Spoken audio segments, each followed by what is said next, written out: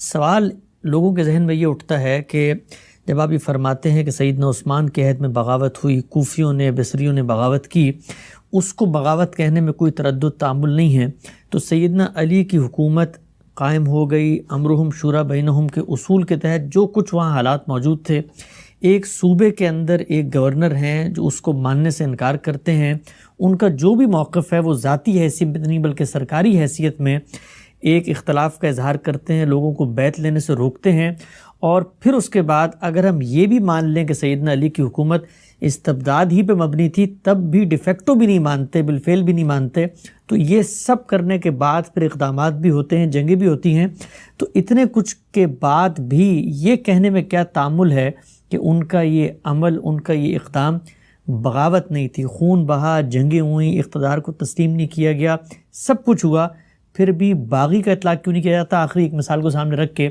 کہ جب لوگوں نے زکوٰۃ دینے سے انکار کیا تو پھر سیدنا ابوبکر نے ان لوگوں کو باغی ہی قرار دیا تھا نا، وہ تو ایک معاملے میں کھڑے ہو گئے تھے، تو یہاں پر بغاوت کا ارتکاب کیوں نہیں ہوتا؟ آپ کے یہ سوالات تو یہ صاف معلوم ہوتا ہے کہ ختم نہیں ہوں گے، لیکن جہاں تک میری قوت ہے میں اپنا موقف بیان کرنے کی صحیح کروں گا۔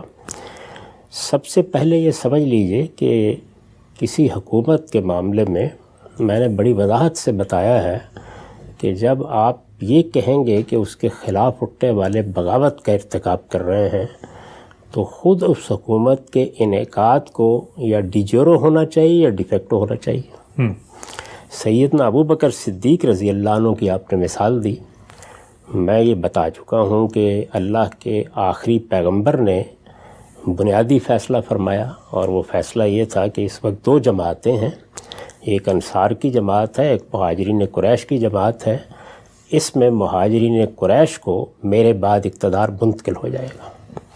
اس فیصلے کے تحت سقیفہ میں سیدنا عمر نے ان کا نام پیش کیا، اگلے دن مسجد میں آئے، آزادانہ ماحول میں لوگوں نے سیدنا عمر کے اس فیصلے کو قبول کیا، اور وہ ساری قیادت جو رسالت مآب صلی اللہ علیہ وسلم کی دعوت کے نتیجے میں پیدا ہو گئی تھی، خواہ وہ انصار کی قیادت تھی یا وہ مہاجرین قریش کی قیادت تھی، سب نے ان کے اس انتخاب کو قبول کیا۔ ایک دو مخالفت کی اگر آوازیں اٹھیں بھی تو زیادہ سے زیادہ آپ یہ کہہ سکتے ہیں کہ اکثریت، اور بہت بڑی اکثریت، بہرحال اس پر پوری طرح متفق تھی، اگرچہ ایک اقلیت کو یا چند لوگوں کو اس سے اختلاف بھی تھا۔ یہ دستوری روایت ہے جس کے مطابق ان کا انتخاب ہوا ہے، تو اس وجہ سے اس انتخاب پر تو کوئی انگلی نہیں دھر سکتا۔ یہ آخری درجے میں وہی دستور جو اسلام نے اصول میں قائم کر دیا، اور وہی دستور کہ جو رسالت مآب صلی اللہ علیہ وسلم کی دعوت کے نتیجے میں ایک روایت بن سکتا تھا، اس کے مطابق قائم ہوئی ہے۔ یہ ڈیجورو بھی بالکل صحیح حکومت تھی، اور ڈیفیکٹو قائم ہوئی اس طریقے سے کہ ان کا ایک پوری عملداری کی حیثیت سے اقتدار تسلیم کر لیا گیا۔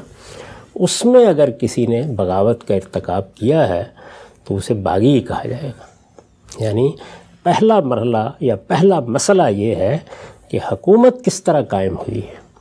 اسی طرح ایک حکومت ڈیفیکٹو قائم ہو گئی، یعنی وہ امرہم شورا بینہم کے طریقے پر تو قائم نہیں ہوئی، لیکن تلوار کے زور پر قائم ہو گئی، لوگوں نے اس کو تسلیم کر لیا، یہ خیال کر کے تسلیم کر لیا کہ اب خانہ جنگی آگے نہیں بڑھنی چاہیے، تو آپ کہیں گے یہ ڈیفیکٹو قائم ہو گئی۔ میں نے مثال دی تھی کہ جس طریقے سے اس وقت افغانستان میں ایک حکومت قائم ہو گئی ہے ہمارے ہمسائے میں، ڈیفیکٹو قائم ہو گئی، اب آپ اس کے خلاف اٹھتے ہیں تو اس کو بھی بغاوت کہا جائے گا۔ یہ دونوں باتیں تو اپنی جگہ بالکل درست ہیں۔ یہ بات کہ بغاوت یہ جائز ہوگی یا ناجائز، یہ الگ بحث ہے، وہ آپ سوال کریں گے تو میں عرض کر دوں گا، لیکن بغاوت کا اطلاق کیا جائے گا۔ حکومت ڈیجورو ہے تب تو بدرجہ عتم کیا جائے گا، اور ڈیفیکٹو بھی ہے تو کیا جا سکتا ہے۔ تو سیدنا علی رضی اللہ عنہ کی حکومت کی کیا یہ نوعیت تھی؟ میں یہ پوچھنے کی جسارت کروں گا کہ کیا فی الواقع کسی دستوری روایت کے تحت یہ حکومت قائم ہوئی تھی؟ میرے عزیز، ایک ہے سیدنا علی رضی اللہ عنہ کی شخصیت، وہ شخصیت تو بہت غیر معمولی شخصیت ہے، وہ رسول اللہ صلی اللہ علیہ وسلم کے صحابی ہیں، نوجوانوں میں ممتاز ترین لوگوں میں سے ہیں، رسول اللہ صلی اللہ علیہ وسلم کا غیر معمولی اعتماد ان کو حاصل رہا ہے، انہوں نے ہر طرح کے حالات میں اللہ کے آخری پیغمبر کا ساتھ دیا ہے، اور یہی نہیں بلکہ آپ کے ساتھ ایک نہایت محبوب رشتہ بھی ان کا قائم تھا۔ پھر یہ کہ ان کی ذہانت، ان کی فطانت، جس طریقے سے وہ مشورے دیتے رہے، جس طرح سے کار حکومت میں بھی بعض اوقات انہوں نے بہت مفید معاونت کی، یہ سب اپنی جگہ ایک مسلمہ چیز ہے۔ اگر اہلیت زیر بحث ہے تو پھر تو دو رائے نہیں ہو سکتی، یعنی جس وقت ان کو اقتدار ملا اس وقت کے جتنے حالات ہمارے علم میں ہیں، اگر کوئی آدمی ہم سے یہ پوچھے کہ کیا اس وقت وہ اس کی اہلیت رکھتے تھے کہ ان کے سر پر یہ تاج رکھا جائے، تو بغیر تردد کے جواب دیا جائے گا کہ یقیناً یہ اہلیت رکھتے تھے۔ لیکن اہلیت ایک اور چیز ہے، اور کسی حکومت کا دستوری لحاظ سے قائم ہونا ایک بالکل دوسری چیز ہے۔ اچھا، یہ دو الگ الگ چیزیں، یعنی ہمارے ملک میں کوئی ایسا شخص ہو سکتا ہے آخری درجے میں متقی ہو، آخری درجے میں پرہیزگار ہو، اس کے بارے میں ہم پورے اطمینان کے ساتھ کہہ سکیں کہ تدبیر میں، سیاست میں اس کا کوئی مثیل اس وقت موجود نہیں ہے، یہ سب ہو سکتا ہے۔ لیکن حکومت کے منصب پر وہ اگر آ کے بیٹھ جائے گا تو یہ سوال پیدا ہوگا نا کہ کس طریقے سے آیا ہے، یعنی کیا فوج میں سے آ کے اس نے قبضہ کر لیا ہے، یا اس ریاست پاکستان میں جو ایک دستور ہے اس کے تحت اس نے حکومت سنبھالی ہے؟ یہ سوال تو پیدا ہوگا نا۔ جو حکومت میں ایک چیز ہے کسی شخصیت کا اس کی اہلیت رکھنا، اس لحاظ سے تو خلافت راشدہ کے جو معیارات ہمارے سامنے ہیں وہ آخری درجے میں اس پر پورے اترتے تھے، ٹھیک، لیکن دستوری روایت کیا تھی جس کے تحت ان کا انتخاب ہوا، یہ بتانا چاہیے نا۔ دو چیزیں آپ کہہ سکتے ہیں، ایک یہ کہ رسول اللہ صلی اللہ علیہ وسلم نے اپنے بعد جو فیصلہ کیا تھا، ایک قضیے کا فیصلہ، اور وہ یہ کہ انصار اور مہاجرین قریش میں سے قریش کو اقتدار منتقل ہو جائے گا، تو آپ اسی چیز کو مان لیں کہ یہ فرمان ان کے زمانے میں بھی مؤثر تھا، یعنی ابھی قریش کی وہ حیثیت موجود تھی یا قائم تھی، مسلمانوں کی پوری جمعیت میں وہی اکثریت رکھتے تھے، یہ مان لیں۔ تو پھر یہ سوال پیدا ہوگا کیا قریش کے تمام لیڈر جمع کیے گئے؟ کیا ان کو دعوت بھیجی گئی؟ کیا وہ آئے؟ یہ بات تو بالکل بدیہات میں سے ہے کہ اس وقت مدینہ قریش کی قیادت کا مرکز نہیں رہا تھا، لوگ پورے ملک میں بلکہ پوری سلطنت میں جا چکے تھے، تو کیا ان کا انتظار کیا گیا، ان کو بلایا گیا، کوئی مجلس منعقد ہوئی؟ جیسے ہم نے دیکھا کہ سیدنا صدیق کے معاملے میں پہلے ثقیفہ میں انصار کی لیڈرشپ سے بات ہوئی، اور اس کے بعد اگلے دن مہاجرین قریش کی پوری لیڈرشپ نے ان کے بارے میں اس فیصلے کو قبول کیا۔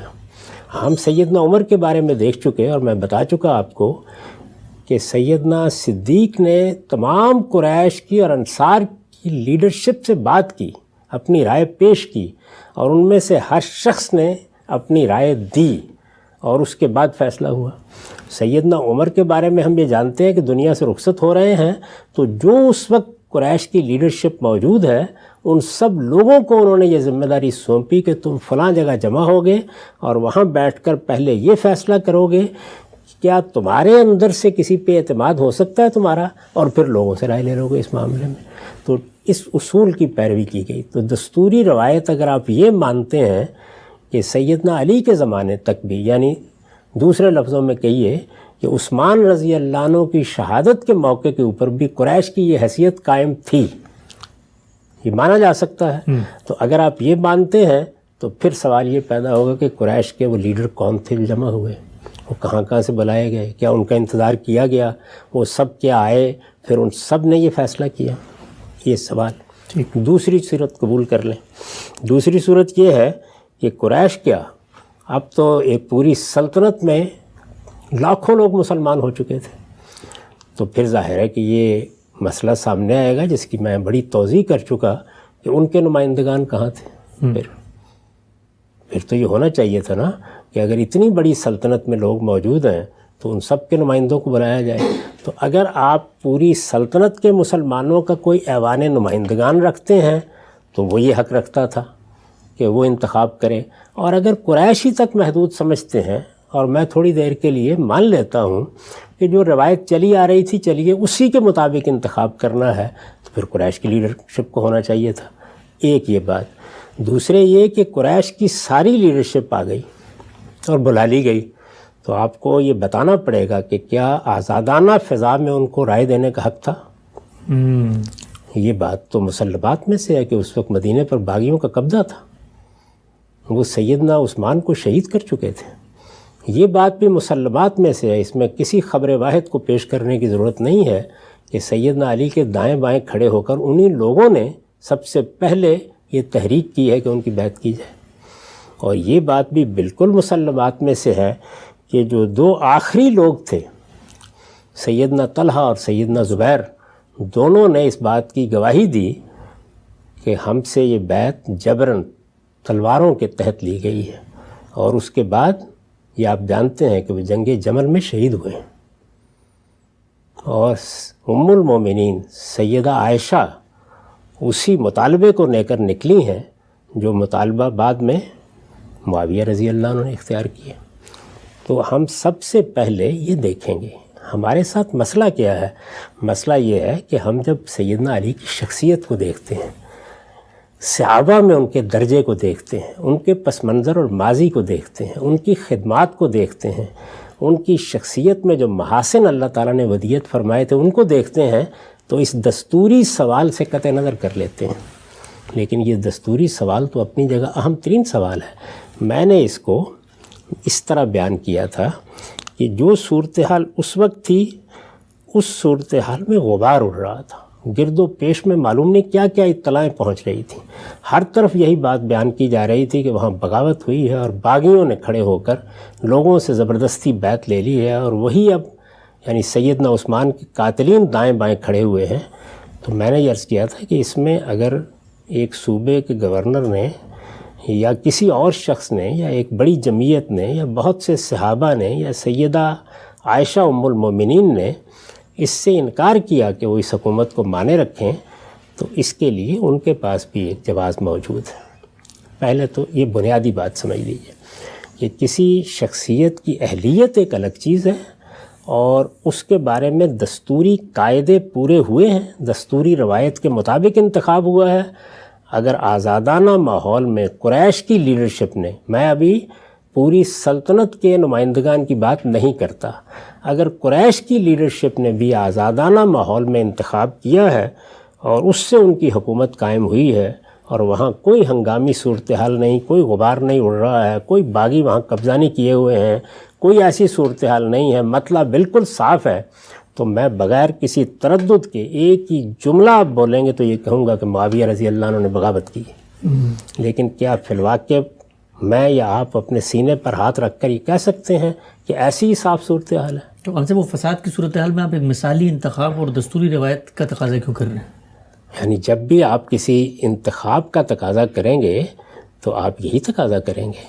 اب آپ نے جو دوسری بات کہی ہے سن لیجئے، یعنی اگر مثالی صورتحال نہیں ہے، ہنگامی معاملہ ہے، اس میں ایک اقدام کیا ہے، تو میں اسی کی تو رعایت دے رہا ہوں، یہی کہہ رہا ہوں کہ سیدنا علی نے اگر اس ہنگامی صورتحال میں اقتدار سنبھالا تو وہ یہ حق رکھتے تھے کہ یہ سمجھیں کہ ان کی حکومت قائم ہو گئی۔ بہت اہم بات۔ یعنی یہ اسی وجہ سے تو میں عرض کر رہا ہوں، ہنگامی صورتحال اگر نہ ہو اور اس طریقے سے اقتدار سنبھالا گیا ہو تو پھر تو یہ رعایت بھی نہیں دی جا سکتی۔ تو پوری بات کو سمجھیے اس معاملے میں، یعنی ہنگامی صورتحال کے معاملے میں ہم بس اتنی بات کہیں گے کہ سیدنا علی کی بھی بالکل نیک نیتی تھی، انہوں نے نیک نیتی کے ساتھ ذمہ داری سنبھالی، یہ خیال کر کے ذمہ داری سنبھالی۔ اور میں تو یہ کہتا ہوں کہ اگر یہ خیال بھی ان کے یہاں رہا ہو کہ اس وقت مجھ سے زیادہ کون اہل آدمی، لوگوں نے اگر پیشکش کی میں اقتدار سنبھالتا ہوں اور میں نظم و نسق قائم کرتا ہوں اور میں آہستہ آہستہ یہ کوشش کرتا ہوں کہ جس خلفشار میں ہم مبتلا ہو گئے اسے نکالیں، تو نیک نیتی کے ساتھ یہ رائے قائم کی جا سکتی ہے۔ اور اگر مخالفین نے جو اٹھے اور انہوں نے مطالبہ کیا کہ ہم تو قصاص چاہتے ہیں، تو معذرت کے ساتھ یہ ایسا نہیں ہے کہ سیدنا صدیق کی طرح کی حکومت قائم ہو گئی ہے، یا سیدنا عمر کی طرح کی حکومت قائم ہو گئی ہے، یا سیدنا عثمان کی طرح کی حکومت قائم ہو گئی ہے۔ حکومت کے قیام میں جو پہلی بات ہے اہلیت، وہ اتنی زیادہ اہمیت نہیں رکھتی جتنا اس کا دستوری طور پر قائم ہونا ہے، اس کا انعقاد ہوا ہے یا نہیں۔ صحیح معنی میں. تو انعقاد کی میں نے عرض کیا کہ دو ہی صورتیں ہیں. ایک مشروع صورت ہے، میں اس کی وضاحت کر چکا کہ امرہم شورا بینہم کے اصول پر ہوگی. اس وقت اس اصول کے زمین پر لانے یا اس کے اطلاق کے دو ہی طریقے تھے. آپ رسول اللہ صلی اللہ علیہ وسلم کے فیصلے کو اس وقت تک ممتد مانیں اور یہ کہیں کہ ابھی صورتحال وہی تھی. کہہ سکتے ہیں آپ، ابھی وہی صورتحال تھی. قریش ہی کو یہ حیثیت حاصل تھی، سلطنت بہت پھیل گئی تھی، لیکن سب لوگ زیادہ تر مفتوحہ علاقے کے لوگ تھے اور ابھی اتنی بڑی تعداد میں مسلمان بھی نہیں ہوئے تھے. اس وجہ سے اسی دستور کے مطابق قریش کی لیڈرشپ کو حق تھا کہ وہ انتخاب کر لیں. تو قریش کی لیڈرشپ کہاں ہے؟ کون لوگ ہیں اس کے اندر؟ یعنی پوری سلطنت میں پھیلے ہوئے لوگوں کو کیا بلایا گیا ہے؟ کیا انتظار کیا گیا ہے؟ اور پھر دوسری بات یہ کہ اگر بلا لیا گیا ہے، انتظار بھی کیا گیا ہے، تو کیا آزادانہ ماحول میں انہوں نے یہ بیعت کی ہے؟ آپ اندازہ کریں وہاں صورتحال کیا ہے اور کتنے بڑے لوگ ہیں. سیدنا طلحہ اور سیدنا زبیر کیا کہہ رہے ہیں وہ اس معاملے میں، اور ام المومنین سیدہ عائشہ کا نکلنا کوئی معمولی بات ہے؟ آپ کے خیال کے مطابق وہ بھی کیا اقتدار حاصل کرنے کے لیے نکلی تھی؟ فی الواقع صورتحال ایسی تھی. اسی طرح غبار اڑ رہا تھا، ایسا ہی گرد و غبار تھا جس کے اندر ہر چیز دھندلا گئی تھی. اس میں بڑی نیک نیتی کے ساتھ لوگ ایک رائے قائم کر رہے ہیں. تو جب تک کسی حکومت کا انعقاد نہ ہو جائے، یعنی دونوں صورتوں میں، اس وقت تک اگر کوئی اس کو نہیں مانتا، کہتا ہے کہ میں اس حکومت کو قبول نہیں کرتا، تو اس کو مجرم کیسے قرار دیا جا سکتا؟ انعقاد کے موقع کے اوپر وہ اپنا اختلاف ظاہر کر رہا ہے یا انعقاد کو قبول نہیں کر رہا. انعقاد ہو گیا، حکومت کو مان لیا گیا، اس زمانے کی روایت کے لحاظ سے اس کی بیعت ہو گئی، اب آپ اس کے خلاف اٹھتے ہیں تو یہ بغاوت ہے. تو بغاوت کا اطلاق ہی نہیں ہوتا سیدنا معاویہ کے اقدام پر یا سیدہ ام المومنین عائشہ کے اقدام پر. بغاوت کا اطلاق بالکل نہیں کیا جا سکتا. لہٰذا الفئہ الباغیہ یا باغی گروہ سے بغیر کسی نزاع کے ایک ہی گروہ مراد ہے، اور وہ لوگ ہیں کہ جنہوں نے بصرہ سے اور کوفہ سے اور مصر سے آ کر بغاوت کی مدینہ میں عثمان رضی اللہ عنہ کے خلاف، یعنی ایک ایسے خلیفہ کے خلاف جس کی حکومت ٹھیک دستوری روایت کے مطابق قائم ہوئی تھی، جس میں ادنیٰ تردد بھی کسی کو نہیں تھا. اس کی حکومت کے خلاف بغاوت کی، اور پھر یہاں تک نوبت پہنچ گئی کہ ان کے گھر میں داخل ہو کے ان کو شہید کر دیا گیا. یہ انسانی تاریخ میں جو آخری درجے کے ظلم ہو سکے ہیں ان میں سے ہے. اور اس شخص کو شہید کر دیا گیا کہ جو اس نازک صورتحال میں بھی یہ کہتا ہے کہ میں یہ پسند نہیں کروں گا کہ اپنی ذات کے لیے میں مدینے میں خون بہاؤں، اس مقام پر کھڑا ہے. تو ایسی غیر معمولی شخصیت کے خلاف یہ اقدام ہوا. یہ لوگ ہیں کہ جو الفئہ الباغیہ ہیں، اور یہی در حقیقت پھر سارے فساد کا باعث بنے ہیں. جو لوگ عربی زبان سے واقف ہیں وہ یہ جانتے ہیں کہ اس میں فعل سبب فعل کے معنی میں استعمال ہوتے ہیں. انہی کے بارے میں یہ کہا گیا ہے کہ یہ گروہ ہے کہ جو اس کا باعث بنے گا کہ پھر عمار بھی دنیا سے رخصت ہوں اور بھی بہت سے صحابہ دنیا سے رخصت ہوں. تو پہلے اس بات کو اصول میں سمجھ لیجئے کہ بغاوت کا لفظ کسی فرد یا گروہ کے بارے میں اس وقت بولا جائے گا جب ایک حکومت کا انعقاد آپ ثابت کر دیں گے. تو انعقاد ہو گیا، اور انعقاد دونوں صورتوں میں میں نے مان لیا اس بات کو کہ اگر وہ تلوار کے زور پر بھی ہو گیا ہے تو چلیے سب لوگوں نے مان لیا ہے، تو اب امن و امان کے پیش نظر یہ کہا جائے کہ بغاوت نہیں ہونی چاہیے. لیکن یہاں تو ڈی جیورو یعنی ایک قانونی حکومت، دستوری حکومت جیسے قائم ہونی چاہیے، اس کی کوئی بنیاد قائم نہیں ہوتی. اہلیت میں کوئی شبہ ہی نہیں ہے. اس میں کیا شک ہے کہ وہ اپنی صفات اور اپنے محاسن کے لحاظ سے ایک خلیفہ راشد تھے.